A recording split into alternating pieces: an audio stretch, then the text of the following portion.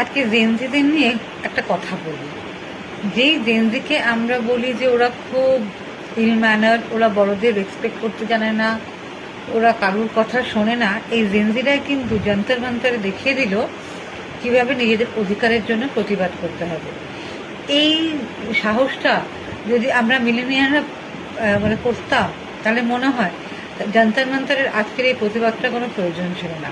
শিক্ষা ব্যবস্থায় দুর্নীতি, বিভিন্ন পরীক্ষা বন্ধ হয়ে যাওয়া সময় অসময়ে, এইগুলো যদি তখন আমরা প্রতিবাদ করতাম, তাহলে আজকে এত দেশে বেকারত্ব হতো না, আর এই যে জেনজিদের এই আন্দোলন, এটারও কোনো মানে ছিল না।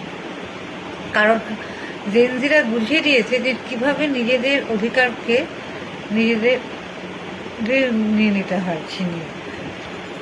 যতই হোক, কালকে রাত্রিবেলা আমাদের মোদিজি একটা ভাষণ দিয়েছে, সোনাম ওয়াংচু তারপরে সে কিছুক্ষণের মধ্যেই তার অনশন ভঙ্গ করে, এবং প্রধানমন্ত্রী আমাদের এটা জানান যে যে সমস্ত স্টুডেন্টরা অ্যাকশন নিয়েছিল তাদের বিরুদ্ধে কোনো রকম লিগাল স্টেপ নেওয়া হবে না, এবং যারা আহত হয়েছে এবং এই মিটের ফলে যারা মারা গেছে তাদের পরিবারের পাশে তিনি আছেন, এইটুকুও যে প্রতিশ্রুতি পেয়েছে। এবং এই আন্দোলন আমার মনে হয় না যে থেমে থাকলেও এখানেই আরও হবে।